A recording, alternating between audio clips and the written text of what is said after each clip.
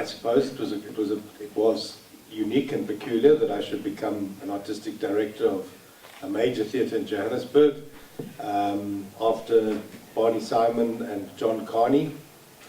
And the theatre had been in a difficult phase. It had started in 1976 with the Soweto uprising times, and so it got its mission from history. There was an uprising in the streets and the theatre was opening. So what does a theatre do in such times? And in 2005, when I joined the Market Theatre's artistic director, post-94, post-Mandela, post-democratic elections, in some sense the theatre had lost its way. One of the ideas that I want to put on the table is that there's a certain kind of power to cultural production in times of crisis. And actually South Africa's arts and culture has drawn much of its strength, paradoxically, from being burned in the fire of the colonial and apartheid history and the anti-apartheid movement. So when I took on the job in 2005 in a theatre that had been struggling, I tried to imagine for myself what would be the key ideas that could rejuvenate the theatre.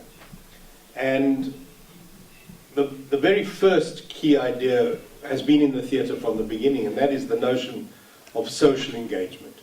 A theatre and an art and a culture that is not socially engaged is unlikely to sustain itself, is the theory.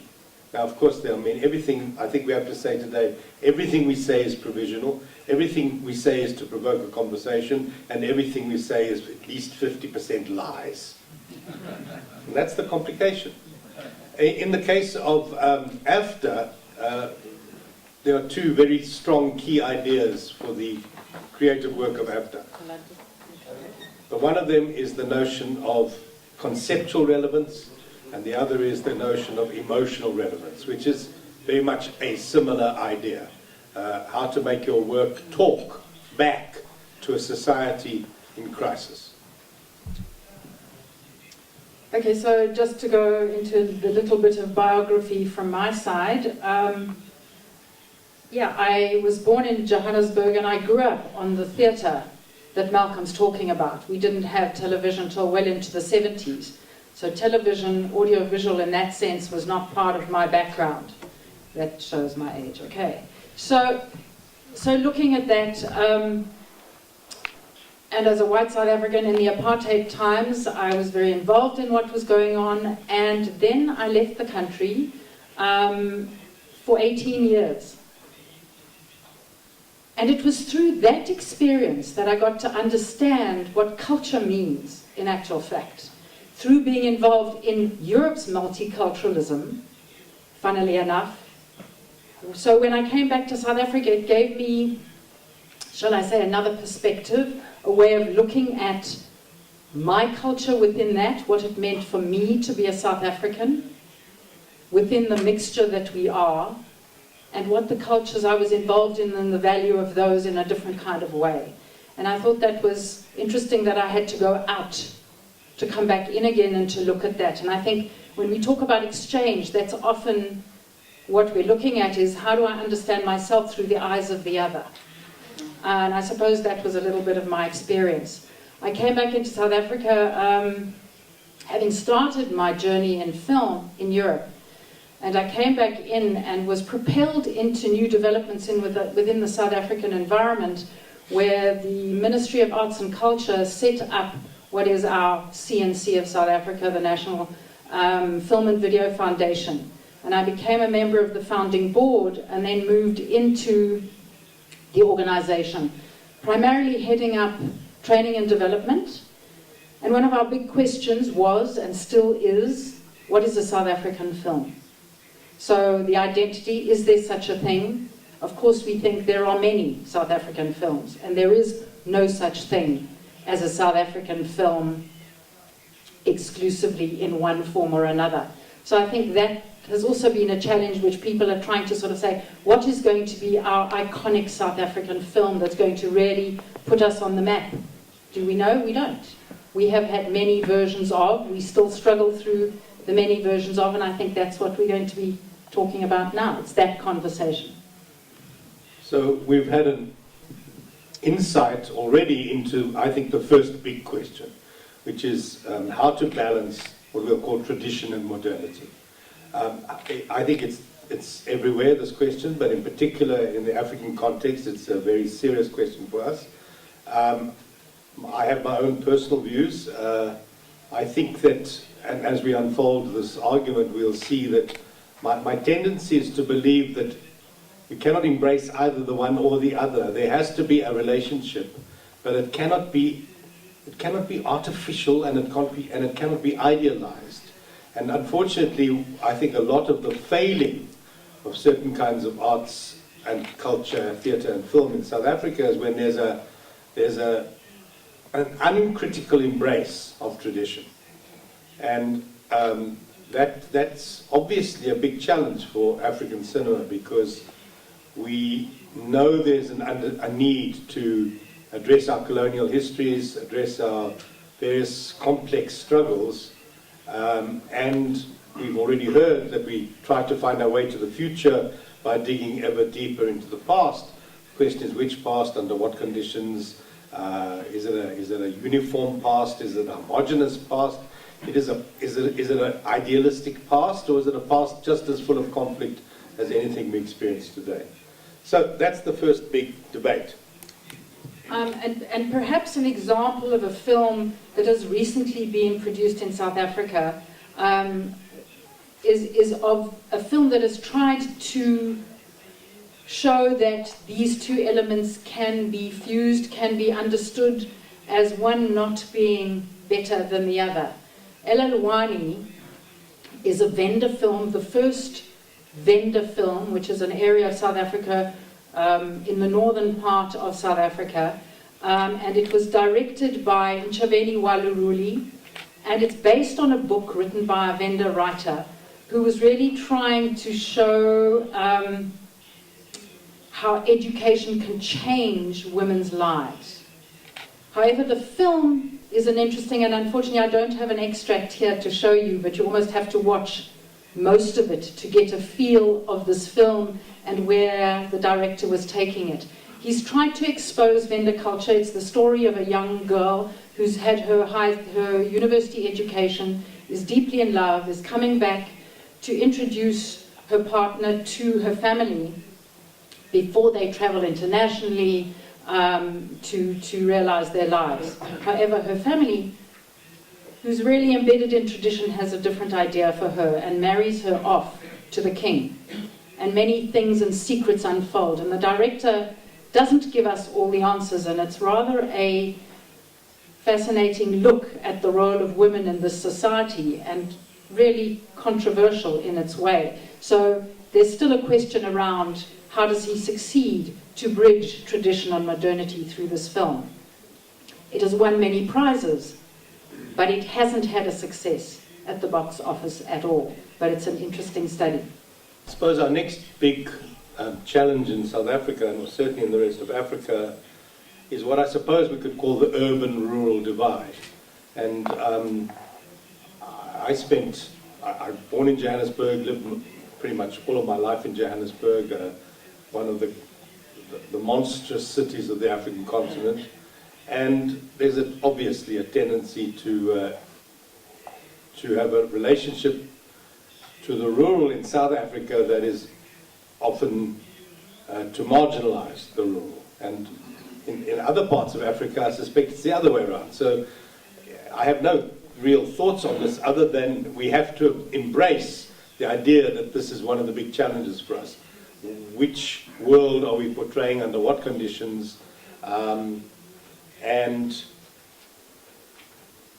I suppose the fear that I feel the most is that if we make an abstract cinema which is dedicated to an abstract idea, it will not have a living relationship with its audience. And if we want anything from our arts, culture, theatre and film, it has to have a living relationship with its audience. And the second part of that conversation might be, and I've heard some of this in the various dinners, is to what extent do we underestimate our audiences, if they are working class, dispossessed, rural, and so on. I think that there's a tendency to not grant sufficient autonomy, if you like, or power to these areas. But again, it depends where you come from, under what conditions. So I suppose when I arrived here, I thought there would be more of there is a conversation, but it's more of a conversation about, what do we share in common, if anything at all. I mean, what is this great continent of Africa, from the central chaos of Johannesburg to the delicacy of areas of lovely Morocco, for example, my innocent tourist version. So picking up on the urban-rural divide, as the actress of El Alwani says, that she chose to take up this role because we are obsessed in South Africa with the Kazi, which is the township, and the Tsotsi Tau, which is the hybrid language of colloquialism coming out of township versus a mixture of everything else. And if we look at, even within our students, and the kinds of films that have come out recently, and I'm going to mention a few. One is called a recent film which has been celebrated too, called Necktie Youth, about the disaffected, upwardly mobile, upper middle class South African Johannesburg culture. Mixed culture, very mixed culture, but that's what it is. It's about suicide, it's about drugs, it's about not knowing your direction, and it's about not communicating, even in times of pain, which is a reality presently in the youth. Other films are about gangs. Other films are Tini Sonwabile, which is representing South Africa at the Oscars right now, made by an AFTA master's student, is about young girls and sugar daddies in the townships, for example. So I've had the experience with the students in the last couple of years, and particularly last year, interestingly enough, in trying to address their own battle with the urban, rural, and the tradition and modernity. Two of the students, one from a Xhosa tradition and one from a Tswana tradition, the Xhosa girl follows tradition in her family without question.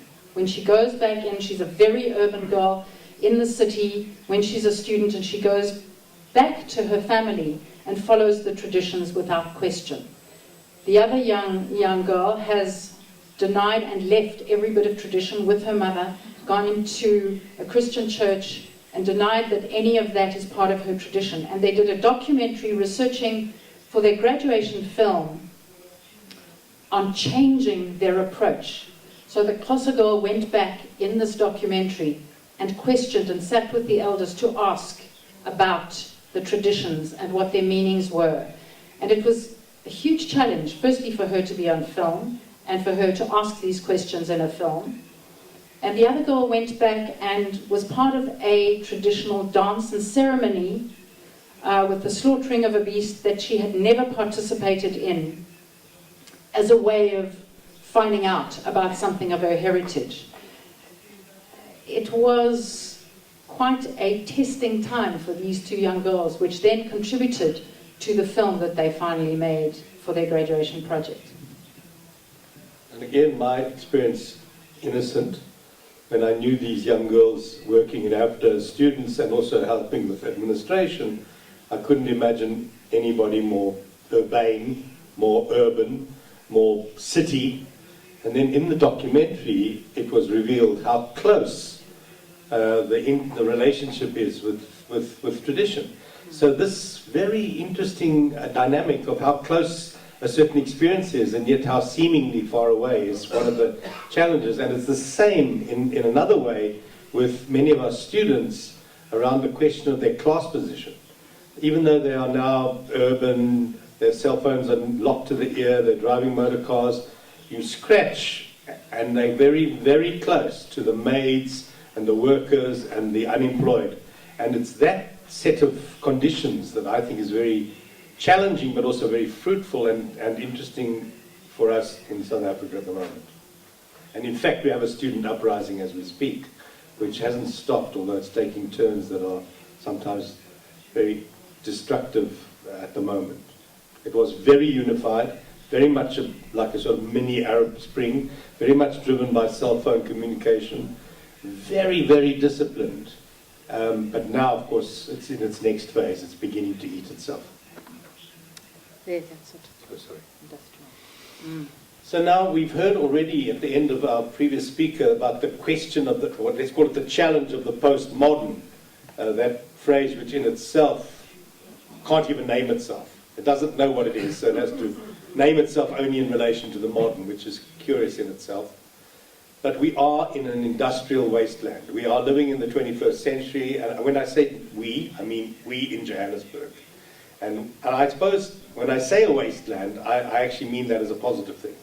It's a kind of an energy driven by land and waste, damage, destruction, challenge, but also, therefore, a great and very thought-through battle for freedom.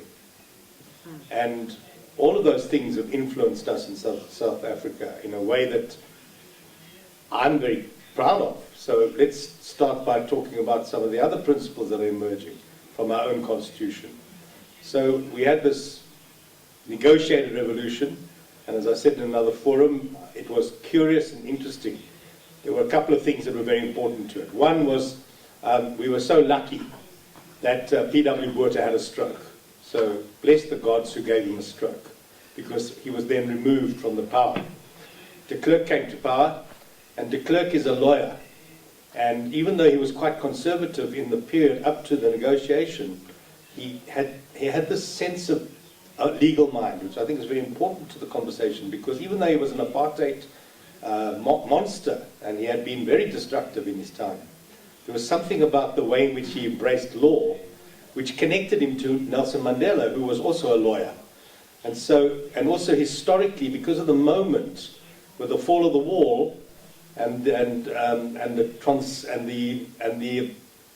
transitional landscape, we were able to negotiate an extraordinary constitution. So, as some of you know, and I'm sure you do, freedom of expression, freedom of the right to associate, freedom to have labour law, freedom for trade unions, and of course, on the edge of this constitution of freedoms, the notion of the right to have same-sex marriage, and so on. And I worked at the Market Theatre, trying to use the Constitution as my source. Because obviously when you're making pieces of work for a public, you're going to get challenged. How can you give that expression? How can you say that? So I was constantly using the Constitution as my reference for myself, in a way to defend my space of freedom. And from the Constitution we of course get the other notion, which is no right is absolute. So all rights are contained by other rights. So again, I used to, for myself and for the project, used to talk about the balance of rights in my own mind. And one of the rights would be the balance of freedom of expression against nation building. How do you create one nation out of such disparate elements? And yet how do you keep the right to have the freedom of expression, to give expression to anything pretty much you want to? The other point was getting a balance between nation building, which is a complicated notion. It's linked to what we'll call right-wing patriotism sometimes. How do you keep nation building on the agenda but balance it with critical consciousness? And I said this again last time, but it's very important for me. Because critical consciousness is what art and culture and film and theatre can do. It can challenge the status quo. It must challenge the status quo.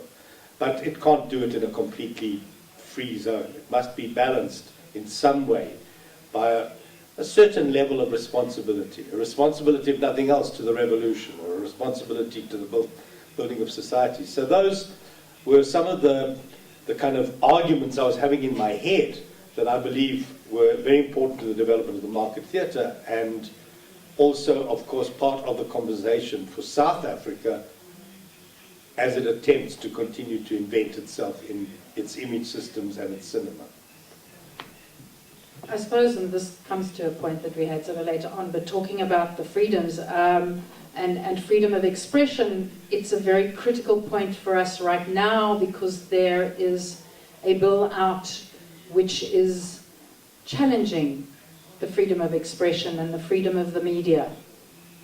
And I know some of you might have heard about the film, A Good Report by Jamel Kubeka, which opened the Durban Film Festival, or was supposed to open the Durban Film Festival a couple of years ago, and was banned on an hour virtually before it was due to be filmed, on the basis that... Sorry, to be shown. To be shown at the festival, because it was the story of a teacher who has an obsession with a young pupil with rather dire consequences. And it was the idea that there was... He was semi-naked in part, and his penis was showing, and it was a very provocative painting. And I'm very pleased to say that I wasn't involved, because with the gallery that had the showing, it's called the Goodman Gallery in Johannesburg, a well-known gallery, people like Kentridge work there, etc. Because the ANC and the unions organized a march against the gallery, and there was a massive sense of crisis, really, about, where are the limits? I personally thought it was rather a crass piece of work. But should it be on the walls? I don't know. Should it be... I think the reason it caused so much trouble was not that it was on the walls, because a gallery is but a small space, but because it was on the internet. And it was on a certain newspaper's internet page. So it had a wide coverage, and that's what caused the trouble. So on the side, it was also interesting that in the days of apartheid, censorship was always related to the size and scope of the audience. So we had a few bannings, for example, of a very peculiar type. There was one play that was banned as follows. It could only play in theatres of seats 99 or less. So, that was okay. That piece of theatre could play there, but otherwise it couldn't play. And so the territory is very complicated because we're talking about the relationship of arts, culture, representation, identity, and the politics of the times. Again, in the first phase of our constitution and our new democracy, there was a lot of freedom. There was a kind of euphoria around what we had achieved. What's happening now is there's a tendency of the state to try to close down the areas where what we'll call excess is happening. So closing down the space for newspapers, closing down the space for expression. And many of the theatres now are supported by the state, and thank you for that, because we wouldn't survive otherwise. But that does mean now they have a tendency to try to control more than they used to. The first phase, there was the principle of arm's length. Again, very liberal, actually, for a revolutionary movement. Leave your theatres alone. Now we're starting to get involved in the question of, if we give you money, you've got to behave. Typical stuff, but nothing new to all of us here. I have nothing to add to that. So the big next topic, and we'll start moving a bit faster now because I'm sure lunch will call, but we're trying to open up space for debate and conversation. So I think the next big challenge is what I call essentialism, and the danger of essentialism, essentialist thinking. The idea that there is one ahistorical moment, one ahistorical truth, that there's not history or unfolding or challenge or different classes or different wars of different groups. And so I think a lot of our thinking tends to fall into the trap of essentialism. There is, one way, or that's the essential way, or, Africa actually exists, and so on. So that's obviously a almost quite high-level theoretical debate, but it's real, because if we want to keep our theatre and our film living, it has to have a relationship with its ever-changing, ever-dynamic audience. Which brings me to our next big point, which is the notion that, certainly in Johannesburg, and I suppose a lot of this is governed by Johannesburg thinking, or South Africa as well, as a big urban industrial country, is that our culture tends to be at its most interesting in relation to audience and sales and music and so on. Urban, syncretic, abrasive. And thank you, Linus, because you were putting some of this onto the table over coffee. We tend to under-valorize our popular culture, but my goodness, it's working out there in most interesting ways. So that's another element of debate, especially around the question of the power of music. The challenge for film in South Africa, in my mind, was always we found a way to make theatre really work. And it was theatre of the majority, for the majority. It was engaging in the social crisis. It wasn't solemn. It was playful. It was lively. And I always wondered why we couldn't fully transfer some of those styles, values, thoughts, qualities, feelings into the cinema easily. I suppose I want to just something that comes to mind is also how or what our filmmakers, us audiences, are exposed to in terms of examples, in terms of culture, film culture, culture in every way. And certainly our screens are invaded by American culture, so that our young filmmakers see that as where they're going to earn money, how they're going to earn money, do a South African version of American culture, because that's where maybe their films can go. Forget about a South African audience, and we can talk more about the audience too. But that is also the issue. How much then do we expose them and try to make them aware, and what is our role in the schools as well to make them aware of the varied cultures within an African context, within their own South African context and a broader African context.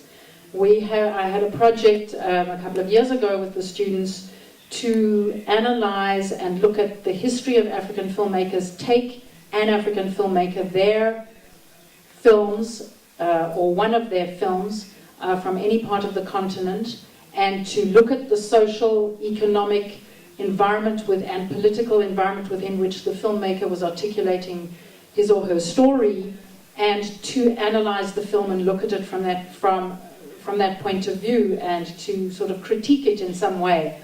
And many of the students felt that they couldn't connect with these films.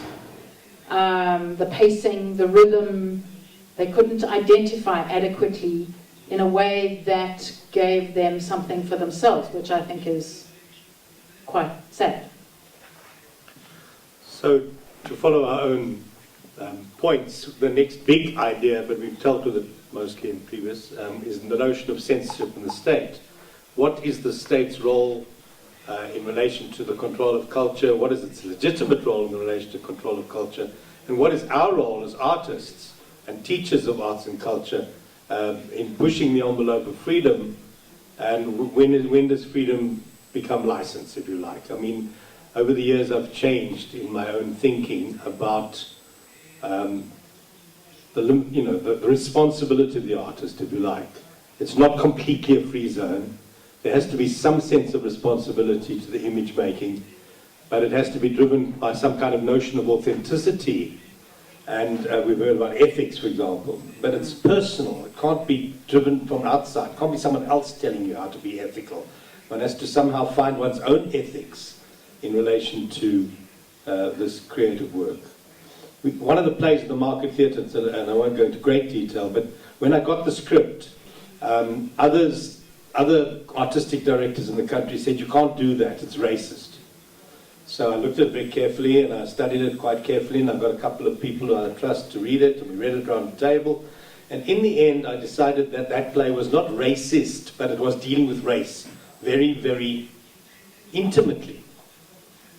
And I reminded myself of Fugard's great words, you know, when I find myself censoring myself, I know I'm onto something good. And I remembered that, and then I thought to myself, okay, so let's put this play on. I think it's worthy of being put on. And because we'd done that careful analysis and we had come to the conclusion that it was deeply about race but not racist, We had the courage, because it took some courage to put it on, but also the sense of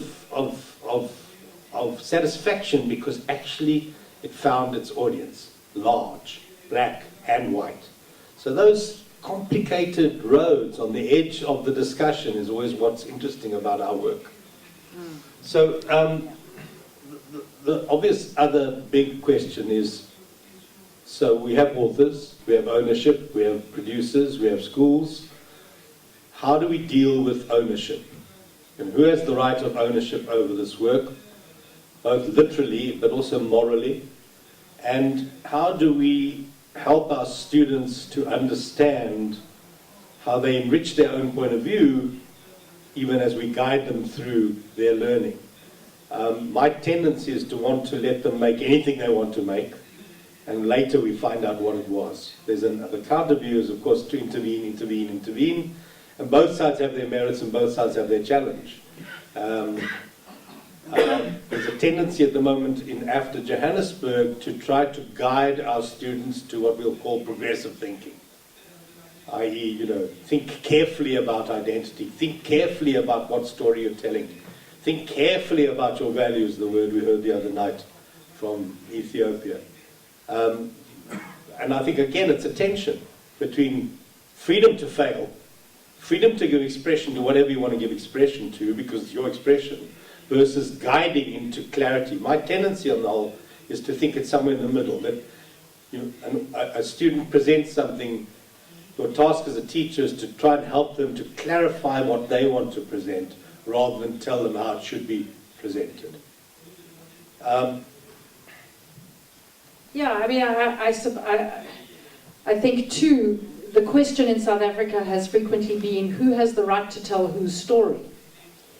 And within our South African context, that is a very tricky issue. Does a white filmmaker have the right to tell a story, a black story, an African story, a South African black story, and vice versa? We believe yes, but that's a question. Who is it for? What are you saying? What is the voice you are portraying? When I was being provocative at the Market Theatre, whenever that question cropped up, which it did probably every day, I used to say, yes, of course, whites can't represent blacks, and certainly women cannot write male characters. And that's... then, of course, there would be a much more interesting debate, because clearly we can all represent whatever we feel we want to represent, but history and the audience will be the judge. And I say this because I spent 15, 20 years of my life running a theatre company, committed to the principles and dedicated to non-racialism. It was a collective. It was very much about telling black stories about urban Johannesburg, and it's now a national set work for high schools. Then we have the right. We earn our right by audience response, in a sense. I know that's a provocative sort of idea. So my last point, or our last point... Okay, before we get to our last point.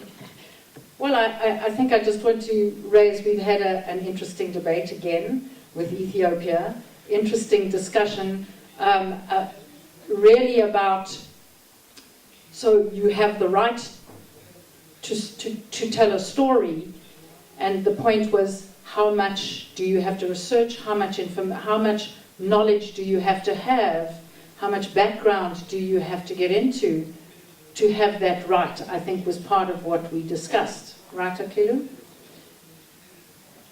And I have to say that with my company, when we made Sophiatown, we certainly understood that.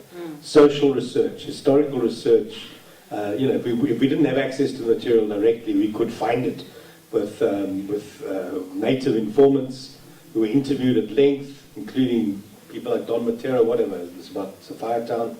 So there are ways of getting the information, there's ways of getting access to the story, there's ways of getting access to the information that you can represent thereafter.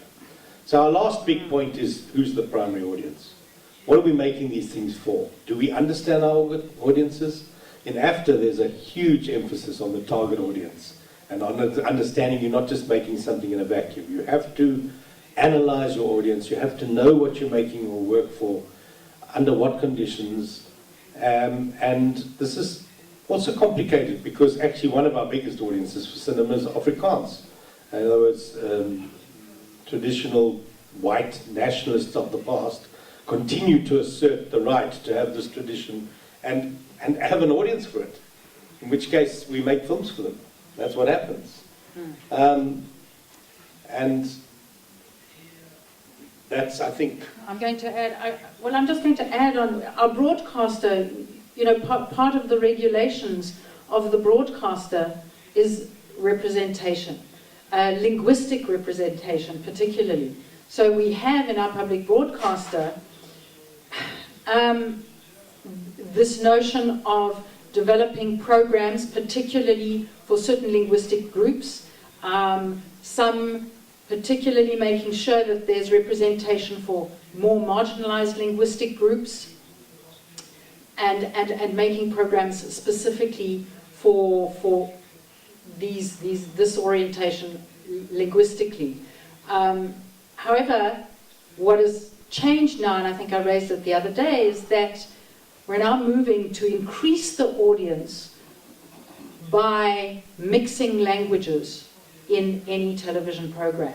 So there is a diversity of language, people speaking them in different, within the context, which in fact represents our city. It represents our urban living. It represents South Africa, really, apart from deep rural areas. So more and more in reaching the wider audience, there is not even a linguistic purity, which has its problems, but at the same time, so how does that represent culturally, not just linguistically, how does that come across culturally in terms of representation? It becomes a mixture along the way. Yeah. Oh yes, we're going to... So we'd like to, that's at the end of our formal presentation, we would like to show you a tiny clip of one of our successful after-student projects, and then we'll be open for all the reasons why we've told you nonsense. Okay? So we're just going to show a short piece. So we're going to show a short piece of a fourth-year film that was called, a fourth-year honours film that was called Kanye Kanye. 24-minute film, we won't show you the whole film. And this film went and represented at the Oscars, student Oscars, and came in the top 9. But it's interesting in its representation of the divide and an analysis of the divide, talking about our cultural divide in the country and political divide of the past. So, yeah. Oui, merci beaucoup. Moi, j'ai suivi avec beaucoup d'attention les exposés qui ont été présentés ce matin. Je l'ai fait d'autant plus que j'estime que chaque peuple a besoin de s'affirmer. On ne peut s'affirmer que par sa culture. C'est donc par la culture que chaque peuple s'exprime sur un marché très vaste. Et vous verrez qu'aujourd'hui, nos cultures sont envahies par d'autres cultures. Au point où aujourd'hui, les Africains ne sont plus dans leur culture, mais ils ne sont pas non plus dans la culture des autres. Ils sont dans une situation hybride. Et dans une situation hybride, on ne peut jamais se développer. Si les Chinois ont pu se développer, c'est parce qu'ils ont tiré de leur culture le ressort de leur développement. Et c'est ainsi qu'ils ont pu marquer une certaine identité. Je pense que le cinéma africain aujourd'hui a besoin d'affirmer son identité. Et l'exemple que je cite le mieux, c'est Il est éloigné. Il est éloigné est un film dans lequel vous ne verrez aucun symbole de l'Europe, de l'Asie, des États-Unis. Il y a tout ce qu'il y a dedans reflète le genre de vie de la société sud-africaine et dans la culture africaine. J'en suis très heureux. Si vous prenez également le film Hélène de Seban Cissé, c'est la même chose. on ne retrouve que les symboles de la culture africaine. Dans ces conditions, comment faire dans nos écoles pour que déjà là, on enseigne aux étudiants, réalisateurs, qu'ils doivent être les porte-flambeaux de la culture africaine. Et quand on parle de culture africaine, c'est quoi? C'est nos modes vestimentaires, c'est les genres et modes de vie africains, c'est nos chants et danses rituels, c'est le pouvoir traditionnel et sa transmission, c'est des symboles, c'est des valeurs qui s'enseignent dans les écoles afin que dans leur production, ils puissent intégrer ces valeurs pour que dès qu'on voit un film, quand on voit le film d'Eloigné, on sait que c'est l'Afrique du Sud. Et si ce film est ainsi compris, je passe sous le contrôle de M. Gaston Caboret qui a dit que lorsque quelqu'un s'est exprimé et se fait comprendre par son environnement immédiat, il a l'assurance qu'il est déjà compris sur le plan universel. Mais c'est cela justement le symbole de la culture. Il faudrait que nous puissions nous exprimer à travers la culture. Et ce qui est souhaitable de faire, c'est d'apprendre à nos étudiants à faire des recherches sur leur culture. Quels sont les chants et danses traditionnels? Quels sont les chants et danses rituels de nos ancêtres? Quel est le mode vestimentaire de nos ancêtres? Comment ils se comportaient? Et ils vont essayer de transporter ces genres de modes dans leur production actuelle. J'imagine mal comment est-ce que, bon, dans un film africain, on voit des gens se mettre en cravate. Ça ne correspond à aucune logique. Lorsque nous voulons faire nos productions cinématographiques, à l'exemple de ce qui se fait peut-être en Europe ou aux États-Unis, on va imiter, mais on ne pourra jamais faire autant que ceux qui sont, parce qu'ils connaissent les fondements de leur habillement. Ils connaissent les fondements de leur mode, de leur genre de vie. On ne peut jamais faire autant qu'eux. Mais ce que nous pouvons faire plus qu'eux, eh bien, c'est ce qui relève de notre culture. Donc, je pense que de ce point de vue, il est totalement important que nous puissions, dans notre enseignement, beaucoup insister sur la dimension culturelle. Et ainsi, nous allons commencer par cultiver une certaine identité du cinéma africain. Et ce n'est que dans cette condition que notre culture, ou du moins nos cultures, pourront influencer véritablement nos cinémas. Je vous remercie. Je pense que pour parler de culture, il y a une question fondamentale qu'il faut poser en premier lieu. Qu'est-ce qui nous éduque notre culture? Plus on évolue dans le temps, plus on a moins de films identitaires. Et de là, on doit se poser des questions. Plus on évolue, plus on perd notre culture. Comment arriver à pérenniser notre culture aujourd'hui? Et c'est dommage, mais en Côte d'Ivoire, on se fait éduquer par la télévision, les films indiens et les telenovelas. Et aujourd'hui, en général, en Afrique, notre éducation est plus axée sur Internet. On prend ce que Internet nous donne, on prend ce que Facebook nous donne. Et c'est de là que notre culture est en train de se perdre. Donc comment arriver, la question que je me posais, c'est comment arriver à pérenniser notre culture afin que nous ne puissions pas perdre ce que nous avons avant et arriver à faire la promotion de notre culture. I wanted to put a transatlantic spin on this, and also in terms of intercultural engagement. So when you talk about audiences and you talk about Hollywood, so that's a very important question. Now, I think for most of the world, they always see this on the defensive. So it's always like, let's protect our markets, and I don't think you can win a battle on the defensive. You have to go on the offensive.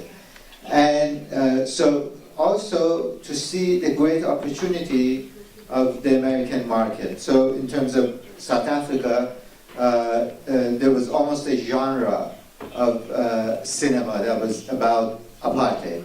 You know, with Denzel Washington playing Biko, which was a watershed moment. It really helped launch that wave of anti-apartheid movement in the United States. It was a very historically significant event.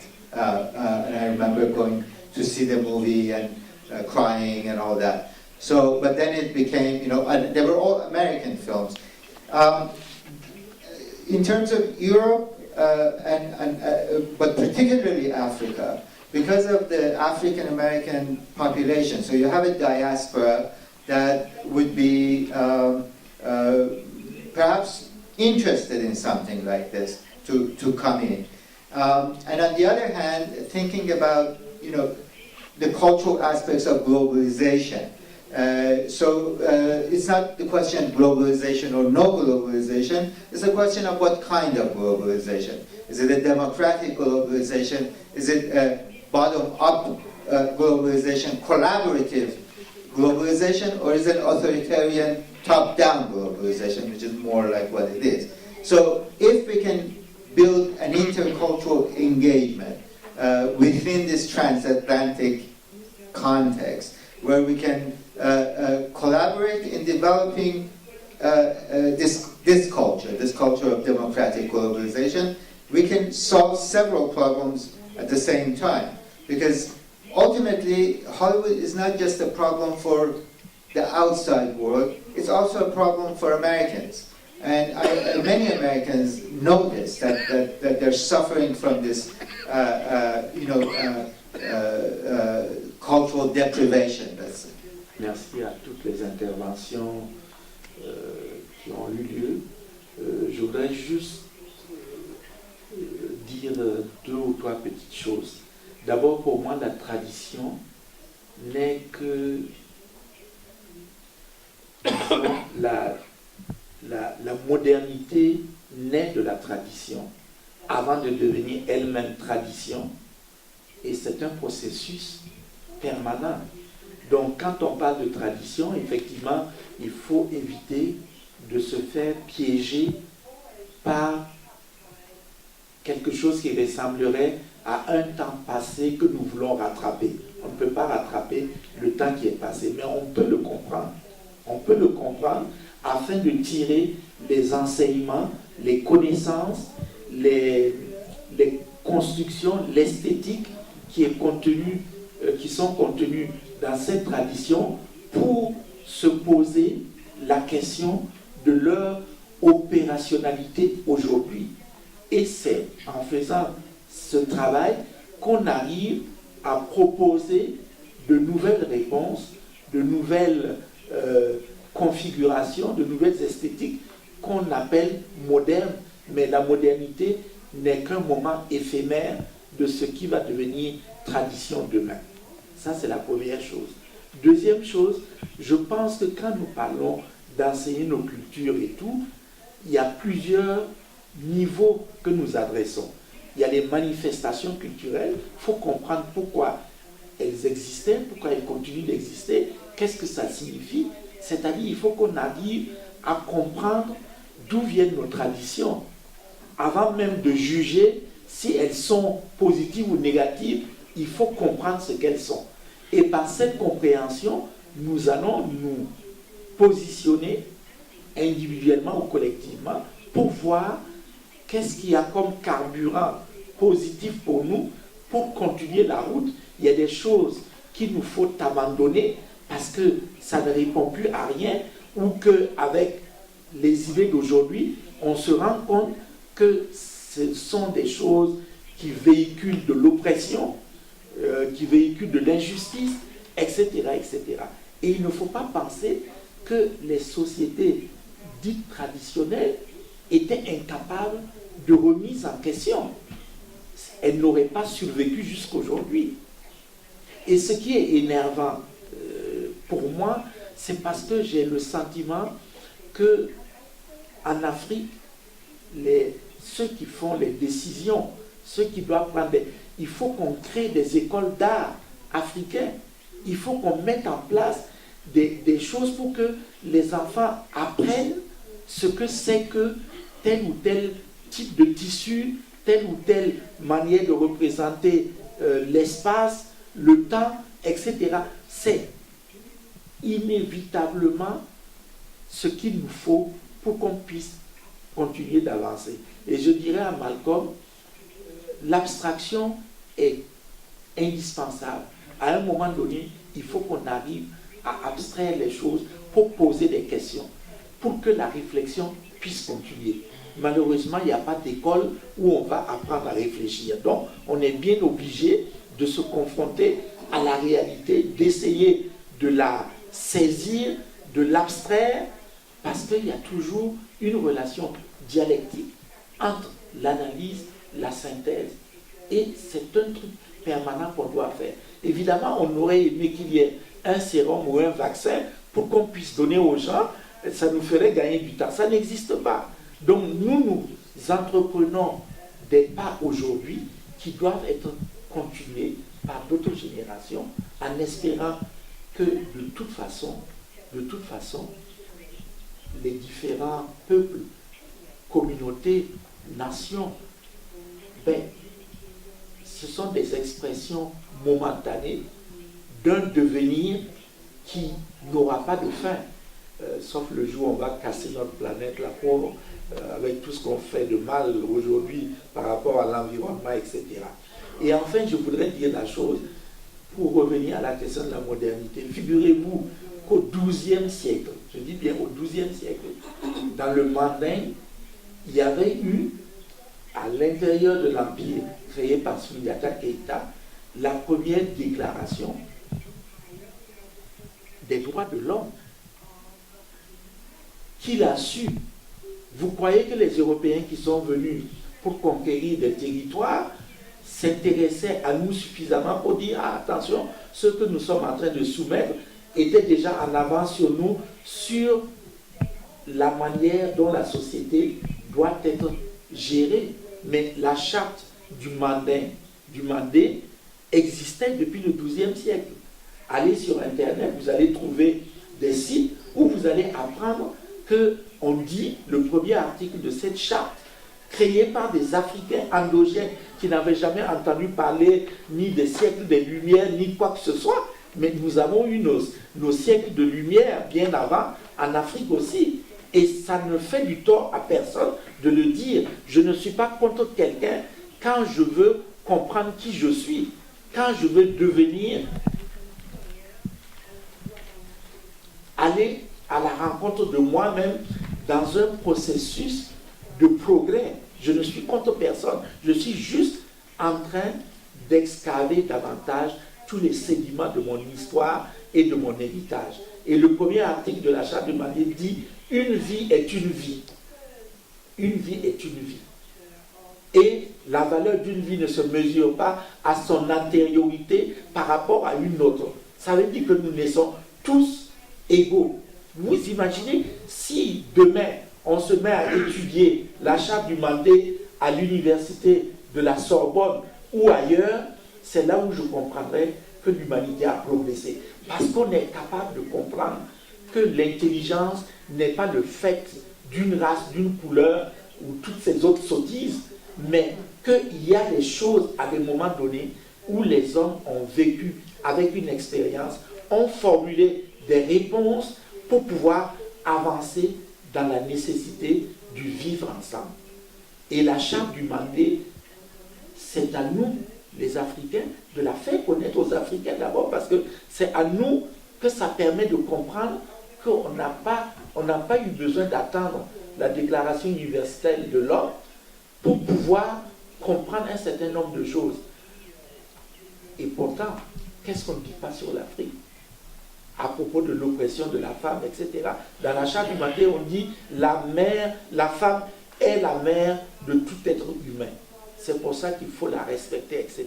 Les enfants, l'éducation, voilà. Mais on ne le sait pas. C'est aujourd'hui qu'on est en train de découvrir tout ça. Et ça a été transmis par l'oralité. Il a fallu regrouper plein de griots au Mali et en Guinée pour pouvoir reconstituer cette Charte du Mandé. Donc il y a des chemins qui existent pour nous, pour arriver à redonner, à mettre de la lumière sur des aspects de notre culture. Pas pour dire nous sommes les meilleurs, nous sommes ceci ou cela, mais si nous ne nous comprenons pas nous-mêmes, comment pouvons-nous nous réinventer? Toute la question est là. Et donc, moi je pense que ces débats sont très importants et je remercie notre ami anthropologue qui a dit des choses vraiment intéressantes. Et je crois que c'est aussi comment la transversalité entre toutes les disciplines va de mieux en mieux se réaliser. C'est ça qui va permettre au cinéma, par exemple, de puiser beaucoup de choses pour pouvoir continuer d'avancer. Et je dirais enfin aux jeunes qui sont en train d'apprendre le cinéma, cultivez-vous le plus que vous pouvez. Lisez des romans, regardez des films, faites de la philosophie, de l'anthropologie. Ce n'est pas pour remplir votre tête à éclater, non, c'est pour aider votre tête à prendre la forme qu'il faut pour pouvoir avancer avec toutes vos contradictions, toutes vos richesses, tous vos doutes, toutes vos interrogations. Mais c'est comme ça, un individu, ça se fabrique au fur et à mesure, mais on a besoin d'être actif. Si on s'assoit, on ne va nulle part. Et c'est cette activation de la réflexion, moi j'appelle à ça, et il se trouve que nous avons des écoles, nous devons faire ce premier travail-là. J'aimerais bien un peu intervenir sur la question d'universalité, un peu sur les notions de culture africaine dont on parle depuis tout à l'heure. Pour parler d'universalité, je parle du concept de Césaire, qui disait que être universel, c'est d'abord s'accepter. S'accepter en tant que noir, s'accepter en tant qu'Africain, s'accepter en tant qu'individu d'une société qui elle-même fait partie d'un ensemble qui est ce monde. Et je pense qu'en parlant de cinéma, en parlant d'école de cinéma, on ne peut pas forcément limiter l'étudiant à ce qu'on l'enseigne à l'école, parce qu'il y a son vécu, il y a l'éducation qu'on lui a inculquée, mais il y a également sa quête personnelle. Sur cette quête personnelle, je pense que toute la différence, c'est là où on peut le retrouver. La différence, pour moi, c'est la rencontre entre l'univers intérieur de la personne qui écrit, de la personne qui a envie de tenir un propos par rapport à une histoire donnée ou par rapport à une vision donnée. Et c'est cette rencontre entre cet univers intérieur et l'univers extérieur qui est tout ce qu'il voit autour de lui. Et tout à l'heure, il y a un des intervenants qui disait qu'il est important qu'on parle de nos cultures, de nos valeurs. Mais je pense que pour une jeunesse, moi faisant partie de cette jeunesse qui a grandi dans cette culture universelle, dans cette ouverture, dans la connaissance, la maîtrise plus ou moins d'une culture qui n'est pas forcément la tienne, je pense qu'il y a quelque chose à exploiter dedans. Il y a quelque chose de fort qu'il faut tirer de ça. C'est comment voir cette culture en fonction de ta propre culture et comment aussi voir ta culture par rapport à la culture de l'autre. Et essayer de trouver une sorte de compromis, de consensus pour aller vers des valeurs humaines. Parce que c'est ça la finalité. C'est l'expérience humaine qui compte pour moi. Et donc, voilà, ce dont mon aîné Gaston disait tout à l'heure sur la connaissance de son histoire, la connaissance du passé qui a régi la civilisation de son peuple et tout, c'est hyper important. Mais encore est-il qu'il nous faut des canaux pour nous orienter dans ça. Nous, on est allé à l'école à l'âge de 5-6 ans. Tout ce qu'on a pris, disons, quasiment 5 ans ou 6 ans de notre vie à apprendre le français, avant de pouvoir apprendre l'anglais, avant de pouvoir du moins apprendre les mathématiques et les autres sciences, avant même de pouvoir apprendre l'histoire, que ce soit l'histoire du monde ou l'histoire de nos peuples. Et donc il faut impérativement que les politiques se disent qu'il y a quelque chose à construire, que l'Afrique a besoin peut-être de se rencontrer, de se retrouver pour pouvoir se réconcilier avec l'histoire de ce monde, parce que là, il y a un gros problème. L'Afrique a du mal à trouver sa place dans tout ce qui se passe dans ce monde. Peut-être parce qu'on ne lui donne pas l'opportunité, mais peut-être parce que aussi il y a des questions de considération qu'il faut voir. Et donc, voilà, je pense qu'avec le cinéma, il y a moyen de changer les choses, mais je pense qu'il faut qu'il y ait la politique derrière pour bien nous orienter, nous autres qui sommes jeunes. Merci. Je voudrais vous faire part de réflexion de quelqu'un dont le soleil du Sahel a dû brûler une partie de la cervelle, quoi. Donc il faut que vous me compreniez. Pour l'instant, on doit avoir 60 ans. Donc il ne faut pas que vous soyez surpris, quoi, si un certain nombre de choses sortent d'une certaine bouche, quoi. Je voudrais vous dire, dans mon entendement, qu'il n'y a pas de cinéma africain, qu'il n'y a pas de cinéma asiatique, tout comme il n'y a pas de cinéma arabe, ou chinois, ou anglais. Il y a tout juste ce qu'on peut appeler le cinéma. Et mieux que moi, vous savez ce que c'est cinéma. C'est vrai qu'on a la possibilité d'utiliser les images africaines, les images européennes, les images pour les faire parler. Je sais qu'également, on a la possibilité d'utiliser comme outil des langues. Qu'elles soient africaines ou qu'elles ne soient pas africaines, ce n'est pas ça l'important. Ensuite, pour vous décevoir davantage,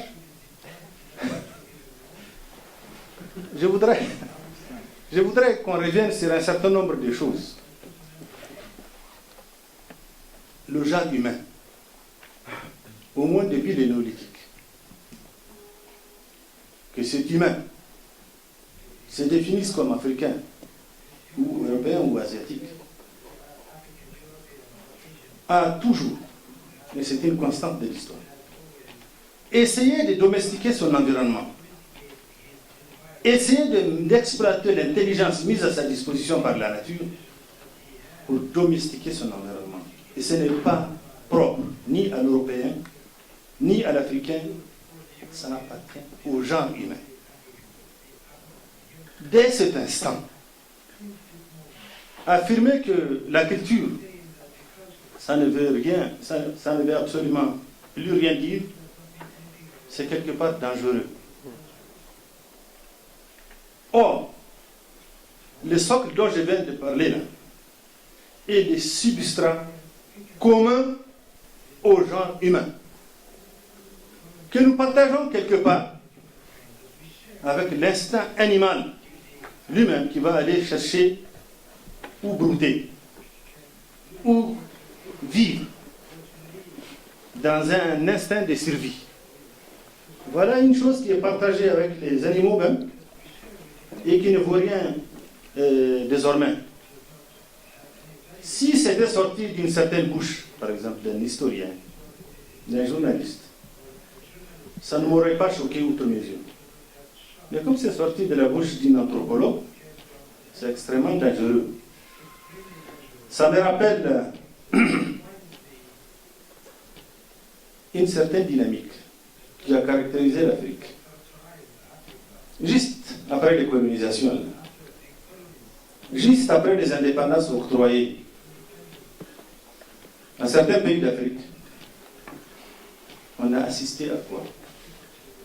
À la responsabilisation d'un certain nombre d'enseignants autour d'un parti unique qui, à l'époque, passait comme étant la référence absolue susceptible de garantir l'unité des nations fragiles, qui sont en construction, qui sont habitées par des divisions tribales, qui disposent de centaines de langues. Donc l'outil premier à mettre en avant, c'est le parti unique pour cimenter l'unité. À la fin, on nous a expliqué que ces enseignants qui avaient été responsabilisés, à qui on a demandé d'avoir un seul parti unique, ils ont compris un certain nombre de choses, ils ont commencé à s'éveiller, c'est bon. Et donc on a assisté à la série des coups d'État. Parce que pour l'Afrique, pour ce continent, traversé par des contradictions insolubles, il faut s'organiser pour mettre en place des pouvoirs forts, notamment incarnés par des militaires forts, auxquels il arrive de sortir les balles de temps en temps pour éviter aux garçons de parler. Au-delà, quand les militaires ont assumé un certain temps, c'est-à-dire 7 ans, on s'est organisé pour faire comprendre au peuple d'Afrique que nous avons intérêt, à travers les ajustements structurels, à utiliser ces socles d'ajustements structurels, à utiliser les facilités entre griffes créé par la Banque mondiale pour mettre en place un système démocratique assis sur la notion du multipartisme. Et c'est, attention, n'oubliez pas que c'est au même peuple. Hein. Parti unique, garantie absolue de la démocratisation, parti unique, garantie du développement, et pouvoir d'exception, garantie de l'unité, garantie de la stabilité et capacité, outre mesure, de la banque d'investir et d'assumer le développement. Ensuite, quand on a dépassé la notion de multipartisme, il a fallu pour le même peuple. Le multipartisme est un luxe pour certains peuples d'Afrique qui n'ont pas atteint un certain niveau de maturité. Il faut s'organiser pour que l'on ait moins d'États. Plus de sociétés civiles qu'il faille trouver les moyens de responsabiliser, parce que c'est cette société civile qui est susceptible d'être téléguidée via les réseaux sociaux, qui est capable d'assumer et de promouvoir un certain développement. Et qui est capable de jouer un rôle de contre-pouvoir. Bref, ce que je suis en train de dire là, c'est un certain nombre d'idées qui ont été mises en avant depuis le 19e siècle. Depuis les théorisations dont on avait parlé, le fonctionnalisme, la structuration, le structuralisme dont vous aviez parlé tout à l'heure. Quand je me rappelle des écrits de Georges Balandier, et que vous me dites, sans rougir, que la culture ne vaut plus rien, vraiment, où est-ce qu'on va? Alors que c'est le socle sur lequel sont assis les humains. Georges Balandier plaidait pour une sociologie dynamique pour l'Afrique, et il était absolument pas culturel. Je ne suis pas en train vraiment de vous faire la guerre parce que vous avez déclaré. Je vous dis simplement que ça m'a quelque part choqué, quoi. Si ça sortait de la bouche d'un journaliste, par exemple, comme moi, bon, ça va, ça peut passer, quoi. Mais de notre pro, qui mange dans la culture, qui boit dans la culture, et qui le fait depuis le XVIIe siècle au départ de plus de 250 millions d'humains, qu'ils soient asiatiques, qu'ils soient africains, et qu'ils soient arabes, qui aient pu être colonisés par un certain système qui a incrusté dans les subconscients la conduite à tenir par rapport à ce peuple d'Afrique, dont on est parti jusqu'à assumer les mesures, les mensurations de leurs épaules, de la forme de leur crâne, etc., pour trouver les moyens de percer leur intellect, de les comprendre et de se comporter avec eux de manière à exploiter leur potentiel intellectuel, leur potentiel économique. Il ne faut pas venir nous dire que la culture ne vaut rien. Pour revenir au cinéma, il vous appartient, vous, cinéastes, il vous appartient, vous, professeurs d'école de cinéma, il vous appartient, vous, étudiants en cinéma, de vérifier ce que vous voulez faire avec cet art. Autant il n'y a pas de cinéma africain, autant il n'y a pas de conduite africaine. Quand vous avez votre permis, là, les papiers rouges, là, qu'on utilise pour conduire les véhicules, là, c'est sa nationalité. C'est un outil technique que vous avez entre les mains, que vous avez la possibilité, en commençant, de les mettre à 160 à l'heure, ou conduire avec décence, avec intelligence et lucidité, ne serait-ce que pour éviter d'écraser autrui, de causer préjudice à autrui. Ces outils techniques qui ont été inventés par d'autres sont désormais entre vos mains. Utilisez la philosophie qui est mise en avant. Ce n'est pas un monopole qui est réservé à X ou à Y. Ça, je suis d'accord avec vous. Utilisez ces images, utilisez cette technique, utilisez cette technicité pour faire le message que vous voulez faire passer. Et je vous interdis, vous autres jeunes, je me permets de l'interdire parce que je peux être le père de beaucoup parmi vous, de vous incruster et d'avoir un regard figé dans hier. Hier, comme dirait Gaston, est déjà passé. Votre regard doit être braqué sur votre environnement immédiat. Votre regard doit être en partie braqué sur le devenir. Donnez-vous la mission de fabriquer votre devenir. Donnez-vous la mission d'être le maître de votre destin. Donnez-vous la mission de vous compléter avec les autres. en les percevant non pas comme des supérieurs, non pas comme des inférieurs, mais des éléments qui appartiennent à l'universalité. C'est des humains comme vous, qui se sont organisés et qui ont stocké un certain capital que vous avez la possibilité, capital intellectuel, capital économique, capital financier, que vous avez la possibilité en rapport avec eux d'utiliser vraiment pour votre propre épanouissement. Je vous remercie